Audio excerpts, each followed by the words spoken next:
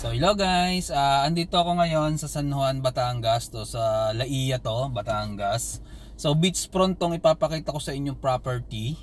Yan. Start doon sa dulo ng bakod na yon. So pag angat doon guys, samentado na yung daang yan.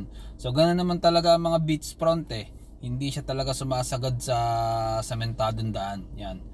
So, ayan o, ayan yung bakod nung katabi, tapos hanggang dito siya, tapos papunta na siya doon sa mga kubo-kubong yun.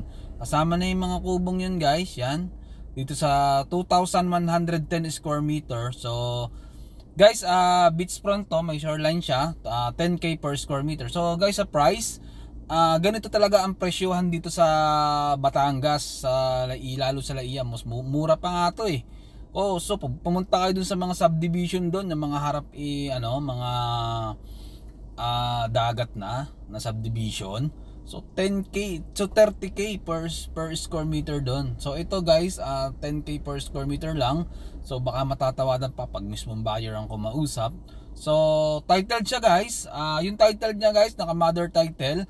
So maganda naman dito, kahit naka mother title siya, naka-approve plan po siya. So, pwede na siyang matransfer if ever na magustuhan nyo tong property sa mismong inyong pangalan. So, makikita nyo guys dito sa video na napakalinis ng dagat. So, maganda yung dagat niya. Hindi siya biglang lalim. Hindi kagaya ng ibang beachfront na pag-apak mo, ang lalim kaagad. Ito hindi. Mababaw lang yan. Akala mo lang malalim. Layo pa ang malalim dyan. So safe siya, yan ang maganda dyan. Kaya kung mapapansin nyo, napakadaming resort na nakapaligid sa kanya dito sa areang to. So kung interested kayo dyan guys, sa beachfront, sa mga naghahanap ng relaxing area, kasi nakaka-relax naman talaga ang dagat. So dito lang yan sa Laia, Batangas, 2,110 square meter. So titled 10k per square meter siya. Yan.